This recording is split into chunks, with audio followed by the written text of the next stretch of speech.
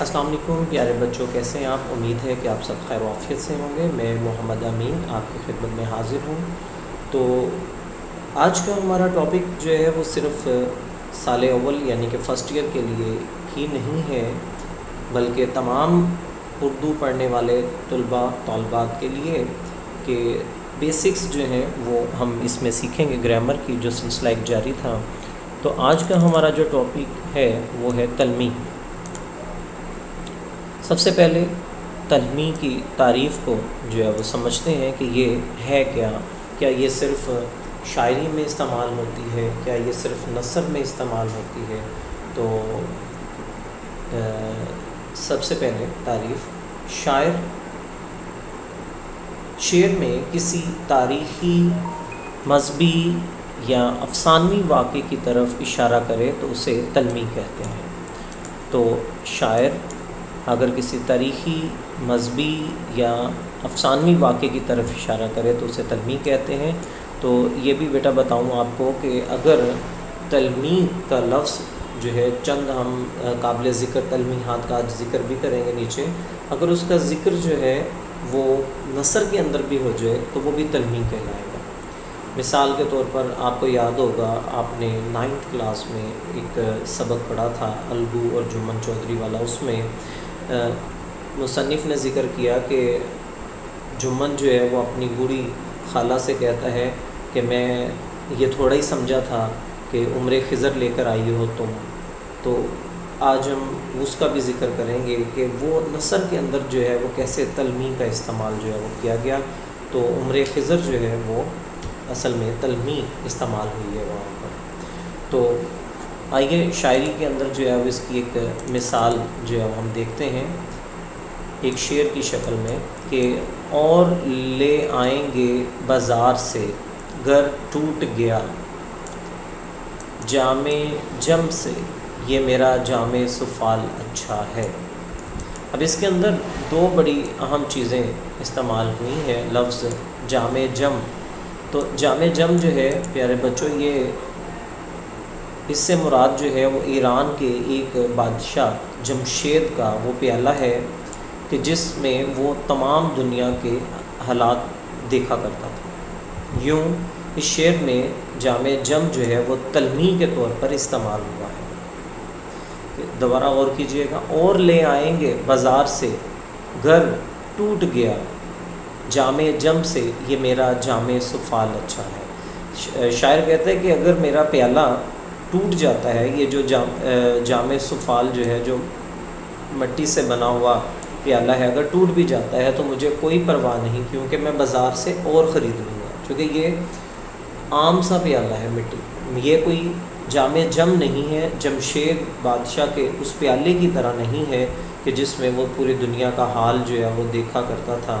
اور اب میں جو ہے وہ اگلے شعر کی طرف جو ہے جاتا ہوں تاکہ مزید جو ہے ایک دفعہ واضح ہو جائے تلمیح۔ آ رہی ہے چاہے یوسف سے صدا، آ رہی ہے چاہے یوسف سے صدا، دوست یہاں تھوڑے ہیں اور بھائی بہت۔ تو چاہے یوسف چاہ کہتے ہیں کنویں کو، اور یوسف علیہ السلام کا جب ذکر آ گیا چاہے یوسف، تو اس کنواں مراد لیا جا رہا ہے جس میں حضرت یوسف علیہ السلام کو ان کے بھائیوں نے جو ہے وہ دھکا دیا تھا۔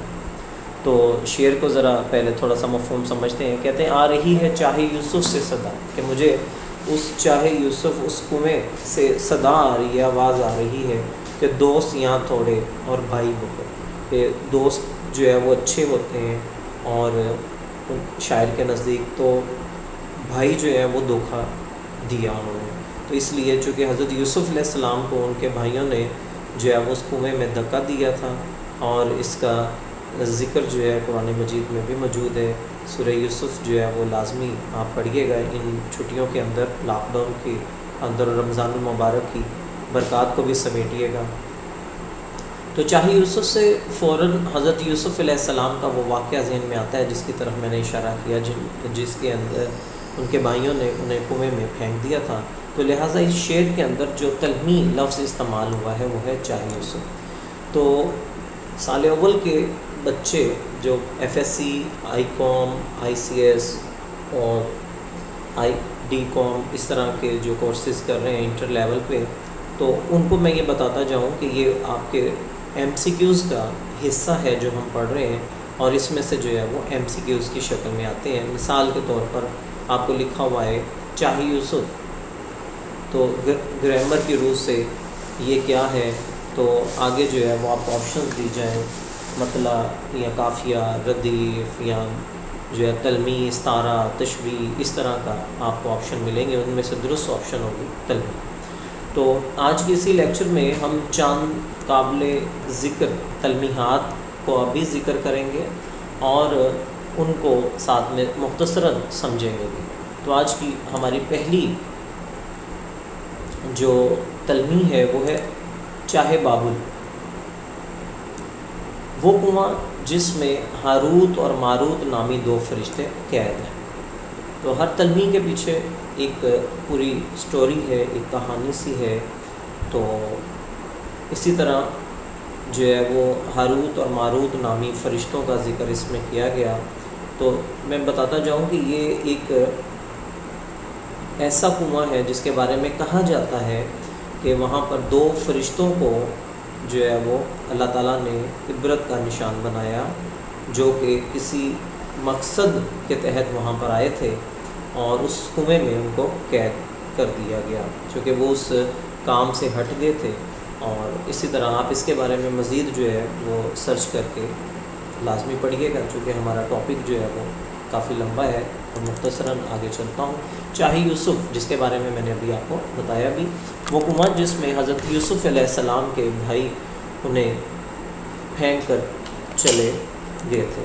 یہاں پہ بھائی لفظ جو ہے وہ غلط لکھا ہوا تھا، ہم اس کو درست کرتے ہیں، یہ ٹھیک ہو گیا جی۔ آتش نمرود، نمرود نامی بادشاہ جس نے حضرت ابراہیم علیہ السلام کو بھڑکتی ہوئی آگ میں ڈالا اور آگ خدا کے حکم سے ٹھنڈی ہو گئی۔ ٹھیک ہے جی، آتش نمرود تلمیح ہے۔ باغ ارم، یہ بھی ایک باغ ہے جس کی تشبیہ کے جس کو تلمیح کے طور پر استعمال کیا جاتا ہے۔ شداد ایک شخص ہے، بادشاہ گزرا ہے، اس نے جنت کی طرح کا ایک باغ بنایا تھا، مگر وہ باغ ارم کی جلوہ سمانیوں سے بھی لذت یاب نہ ہوا کہ اسے موت نے آن گیا۔ ابھی گھوڑے سے ایک قدم اس کا نیچے تھا اور ایک ہوا میں تھا، موت نے آ کر اس کو گھیر لیا۔ اسے اتنی بھی مہلت نہ ملی کہ وہ اپنے ہی بنائے ہوئے باغ کو، جو کہ اس نے جنت نما بنایا تھا، اس کو دیکھ سکتا۔ اگلی آج کی تلمیح ہے جی ہماری کوہ طور۔ کوہ طور وہ پہاڑ ہے جو موسیٰ علیہ السلام کو خدا تعالیٰ نے اپنا جلوہ دکھایا تھا۔ جو سٹاپ کرتے ہیں، یہاں پر کچھ غلطیاں ہیں۔ وہ پہاڑ جہاں حضرت موسیٰ علیہ السلام کو اللہ تعالیٰ نے اپنا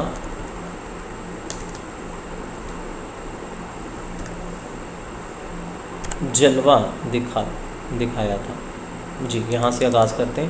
اگلی تلمیح ہے کوہ طور، وہ پہاڑ جہاں حضرت موسیٰ علیہ السلام کو اللہ تعالیٰ نے اپنا جلوہ دکھایا تھا، کوہ طور اس کو کہتے ہیں۔ ٹھیک ہے جی۔ طوفان نوح، حضرت نوح علیہ السلام کی بددعا پر زبردست طوفان نوح آیا جو ان کی نافرمان قوم کو بہا کر لے گئے۔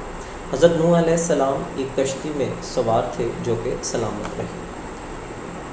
اگلا لفظ عمر خضر، جس کا ذکر میں نے شروع میں بھی کیا تھا کہ نثر کے اندر بھی جو ہے وہ اس کو استعمال کیا جاتا ہے۔ ایک بزرگ جن کے بارے میں کہا جاتا ہے کہ انہوں نے آب حیات پی رکھا ہے اور وہ تا قیامت زندہ رہیں گے اللہ کے حکم سے۔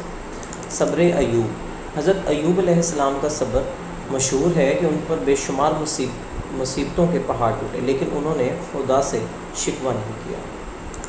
عصائے موسیٰ، حضرت موسیٰ علیہ السلام کے پاس ایک عصا تھا، وہ اسے زمین پر پھینکتے تھے تو وہ اژدہا بن جاتا تھا، ایک بڑا سا سانپ۔ براہن یوسف، حضرت یوسف علیہ السلام کے بھائیوں نے آپ کو اپنے تئیں ہلاک کر کے کنویں میں ڈال دیا، جیسا کہ پہلے ذکر ہو چکا، اور خون آلودہ کرتا حضرت یعقوب علیہ السلام کے پاس لائے اور کہا کہ یوسف کو بھیڑیے کھا گئے۔ حضرت یعقوب علیہ السلام نے اس کرتے کو آنکھوں سے لگایا تو ان کی بینائی لوٹ آئی۔ پہران یعنی کہ پہنا ہوا اترا ہوا کرتے کے بارے میں کہا جائے، پہران لباس۔ دم عیسیٰ، حضرت عیسیٰ علیہ السلام اللہ کے حکم سے مردوں کو زندہ اور بیماروں کو صحت یاب کیا کرتے تھے، تو دم عیسیٰ لفظ جو ہے تلمیح۔ اگلی تلمیح ہے ید بیضا۔ ایک منٹ جی، اس کو تھوڑا سا بڑا کر لیتے ہیں، مجھے لگتا ہے کہ ہمیں پڑھنے میں دشواری ہوگی۔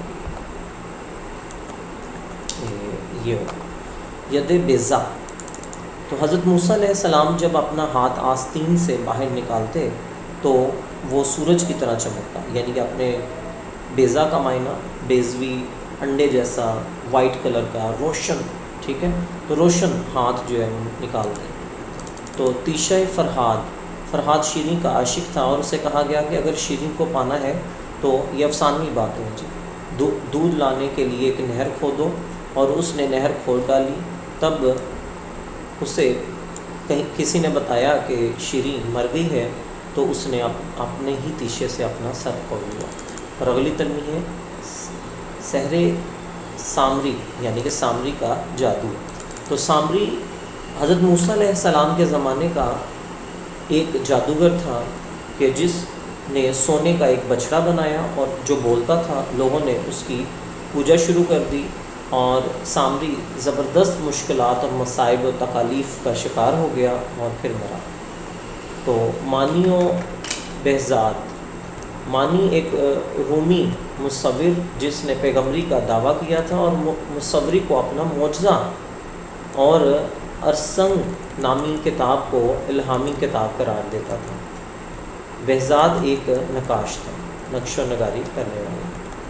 تو اگلا لفظ ہے معراج نبی صلی اللہ علیہ وآلہ وسلم۔